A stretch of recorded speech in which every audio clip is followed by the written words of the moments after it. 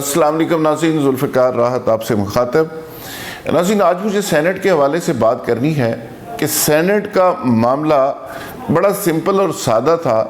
आइनी और कानूनी तौर पे भी चीज़ें वाज़े हैं। शो ऑफ हैंड का ऑर्डिनेंस भी आ चुका, हुकूमत अपनी एक पोजीशन ले चुकी, अपोजिशन अपनी एक पोजीशन ले चुकी, लेकिन इसके बावजूद पंजाब के अंदर अनअपोज तमाम लोग इलेक्ट हो गए और जिसकी जितनी सीटें बनती थी उनको मिल गई।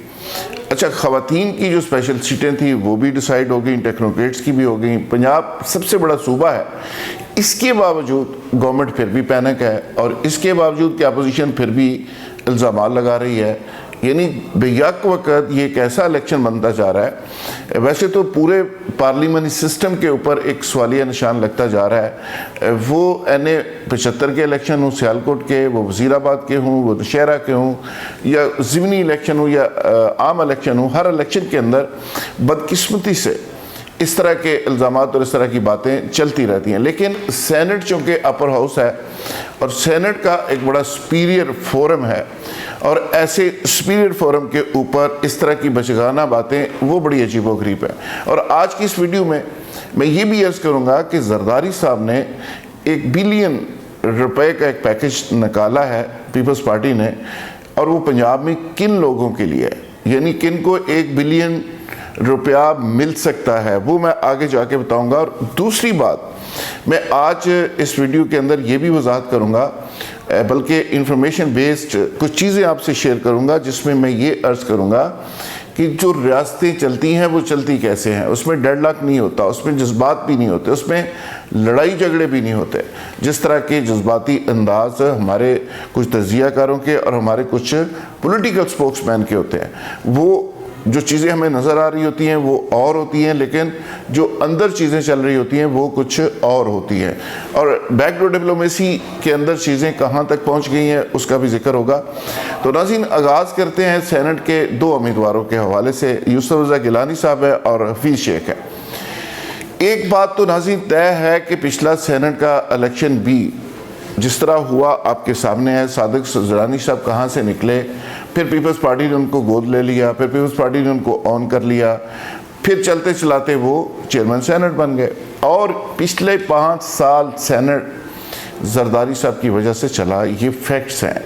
किसी को जरदारी साहब की शक्ल अच्छी लगे या बुरी लगे, सच ये है कि पिछले 5 साल का जो अरसा गुजरा वो जरदारी साहब की मेहरबानी की वजह से सेनेट चला। अब भी आगे जो सेनेट आ रहा है, मैं अभी उस बहस पे नहीं जा रहा कि गिलानी साहब जीतेंगे या हफीज़ शेख साहब जीतेंगे, उस पर मैं बाद में आऊँगा। लेकिन ये बात कन्फर्म है कि अगले 5 साल भी जरदारी साहब की वजह से सेनेट तश्कील पाएगा और जरदारी साहब की वजह से चलेगा। चूँकि पीपल्स पार्टी एक बैलेंस पावर है, वो जिस तरफ भी अपना वज़न डालेंगी वो ऑटोमेटिकली वहाँ पर चीज़ें चली जाएंगी। अच्छा, अब बात करते हैं कि कौन साहब जीतेंगे और कैसे जीतेंगे और क्या होगा। ये मैं समझता हूँ कि रियासती जो मामला चल रहे होते हैं उसमें सिर्फ एक वक्त में अगर एक इलेक्शन हो रहा है तो उसका मतलब ये हरगज़ नहीं कि सारा फोकस उस इलेक्शन के ऊपर ही है और उस इलेक्शन ने ही डिसाइड करना है कि मुल्क चलेगा कैसे। नहीं, उसके पीछे भी कुछ चीज़ें चल रही होती हैं, उसके दाएं बाएं भी कुछ चीज़ें चल रही होती हैं। मिसाल के तौर पे मैं अगर ये अर्ज़ करूं कि रियासती मामलात को चलाने के लिए उसमें डेडलॉक अफोर्ड नहीं किया जा सकता, लिहाजा रियासती मामलात को अगर आपने चलाना है तो उसमें बारगेनिंग और डायलॉग के ऑप्शंस खुले रखने पड़ते हैं, दरवाजे खुले रखने पड़ते हैं, दरवाज़ों को बंद नहीं कर सकते। तो लिहाजा मैं ये कहता हूँ कि 24 आवर पाकिस्तान के अंदर जो फैसले करने वाले हल्के हैं या कुछ ताकतवर अदारे हैं उनके दरमियान और पाकिस्तान के जो स्टेक होल्डर्स हैं, पॉलिटिकल स्टेक होल्डर्स कह लें, इनके दरमियान 24 आवर कम्युनिकेशन चलती रहती है। चूँकि हमारे कुछ लीडर्स मुल्क से बाहर भी हैं, वहाँ पे जब रात होती है यहाँ पे दिन होता है, यहाँ पे दिन होता है वहाँ पे रात होती है। तो लिहाजा 24 आवर मैं इसलिए कह रहा हूँ कि एक ही वक्त में मैं बड़ी ज़िम्मेदारी से ये बात कर रहा हूँ। जरदारी साहब को कुछ लोग एंगेज करके टाइम ले रहे होते हैं, चीज़ों को एंगेज करके आगे चीज़ों को चला रहे होते हैं, और दूसरे वक्त में उसी इशू के ऊपर हो सकता है बिलावल साहब से भी गपशप चल रही हो, फिर निचली टीयर्स की जो पॉलिटिशियंस और क़यादत होती है उनके साथ भी उनकी वैल्यू और उनकी न्यूसेंस के हिसाब से चीज़ें चल रही होती हैं। इसी तरह नून लीग है, तो अगर शहबाज शरीफ साहब के साथ कुछ लोग एंगेज हैं तो कुछ लोग मरीम साहबा के साथ भी एंगेज होते हैं, और उसी टाइम पे हो सकता है कि नवाज शरीफ साहब से भी मुल्क के बाहर से कुछ लोग राब्ते में हों और वो अपनी कुछ चीज़ें कर रहे हों। और ये पॉलिटिकल पार्टीज अपना अपना सौदा लेके अपनी अपनी प्रेजेंटेशन के साथ अपनी अपनी समझ लें कि जिस तरह की जिसकी जो ज़रूरत है उसके मुताबिक वो चीज़ें ला रहे होते हैं, चीज़ें आ रही होती हैं, चीज़ें जा रही होती हैं, और उसमें चीज़ें डिसाइड हो रही होती हैं किसको कहाँ एंगेज रखना है, किसको क्या देना है, किसको नहीं देना। ये एक लेवल के ऊपर, एक टॉप लेवल के ऊपर ये चीज़ें इसी तरह ही चल रही होती हैं जैसे आप समझ लें कि पाकिस्तान के मामलात में या स्टॉक मार्केट के अंदर चीज़ें ऊपर नीचे जा रही होती हैं।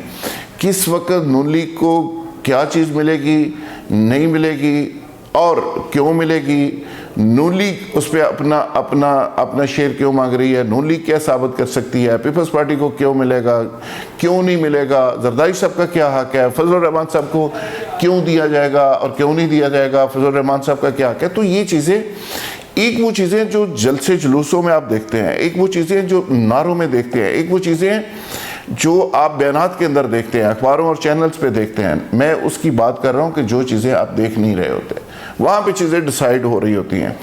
तो इसलिए लीडर जब बात कर रहा होता है तो आप समझ लें कि वो बात टीवी पे और आ रही होती है, पीछे कुछ चीज़ और चल रही होती है। अब बड़े हैरान होंगे कि मैं क्या बातें कर रहा हूँ और अजीबोगरीब बातें कर रहा हूँ कि ये कौन सी ताकतें हैं और कैसे हैं। अब तो खैर चीज़ें वाज़ेह हो चुकी, नाम लेने की ज़रूरत नहीं। हम लोग बड़े सतही किस्म के तज़िये करते हैं, हम समझते हैं कि नहीं नहीं वो इलेक्शन फलाना हार गया ज़िमनी, तो लिहाजा पीछे से महकमा ज़राअत हट गया, कोई कहता है उन्होंने पानी देना बंद कर दिया महकमा ज़राअत ने फसलों को, कोई कुछ कह रहा है, सोशल मीडिया भरा हुआ है। ये चीज़ें ना इतनी आसानी से रोमांस बनते हैं, ना इतनी जल्दी से ये रोमांस टूटते, बनते बनते इनको बड़ा टाइम लगता है। जैसे इमरान खान के साथ स्टैब्लिशमेंट का जो रोमांस बना है उसमें 22 साल लगे हैं, और 22 साल की स्ट्रगल के बाद वो इक़्तिदार में आज बैठे हुए हैं। एक वक्त था कि उनको एक सीट मिली, एक वक्त था कि उनको पूछा नहीं जाता था, फिर वही इमरान खान साहब ने तहरीक का सबसे बड़ा जलसा भी कर लिया इसी लाहौर के अंदर, मीनार पाकिस्तान के अंदर। सो ये चीज़ें जिस तरह रोमांस डेवलप होते हैं उसी तरह फिर आहिस्ता आहिस्ता चीज़ें वापसी की तरफ जाती हैं। एकदम या एक रात में चीज़ें नहीं हो सकती। जिस तरह हम अपनी ख्वाहिश को सामने रख के तज़िया करते हैं, अपनी ख्वाहिश को सामने रख के ख़बर देते हैं, ये चीज़ें और होती हैं। उसमें ख़बर के अंदर अगर आप ख्वाहिश शामिल कर देंगे, तज़िये के अंदर अपनी ख्वाहिश शामिल कर देंगे तो चीज़ें उल्ट पुलट हो जाएंगी। फैक्ट्स को सामने रखना है अगर, तो फैक्ट्स यही हैं कि हफीज़ शेख साहब को आलमी इस्टेब्लिशमेंट यानी IMF से लेके अमेरिकन सिस्टम तक की सपोर्ट हासिल है, और वो एक कैंडिडेट हैं गवर्नमेंट की तरफ से। दूसरी तरफ यूसुफ रज़ा गिलानी साहब हैं। अब इस पे बारगेनिंग हो रही है। मैं थोड़ा मामले को और सादा और सीधा करता हूँ। बारगेनिंग हो रही है, जरदारी साहब को रोज़ लोग मिल रहे हैं, बिलावल साहब को लोग मिल रहे हैं, गिलानी साहब को इंगेज किए हुए हैं। बारगेनिंग ये चल रही है कि गिलानी साहब को क्या चेयरमैन होना चाहिए, या पीपल्स पार्टी को थोड़ा सा शेयर दे के 2023 के इलेक्शन में एडजस्ट कर देना चाहिए, या सिंध का मामला अगली दफ़ा फिर तय कर लेना चाहिए। तो ये सारी ऑप्शंस हैं जिस पे बात हो रही है, और जरदारी साहब का तरीक़ाकार ये है कि पत्ता खेलते हैं और पीछे से बारगेनिंग के लिए खुद बैठ जाते हैं।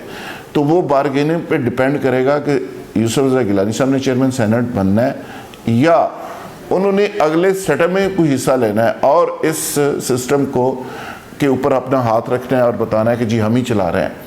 तो ये डिसाइड चीज़ें होने जा रही हैं अगले चंद घंटों में। और उस पर अच्छा, जो बात मैंने अर्ज़ की थी कि जरदारी साहब का एक पैकेज और पीपल्स पार्टी का एक पैकेज पंजाब के लिए उन्होंने ख़ास कर शुरू किया।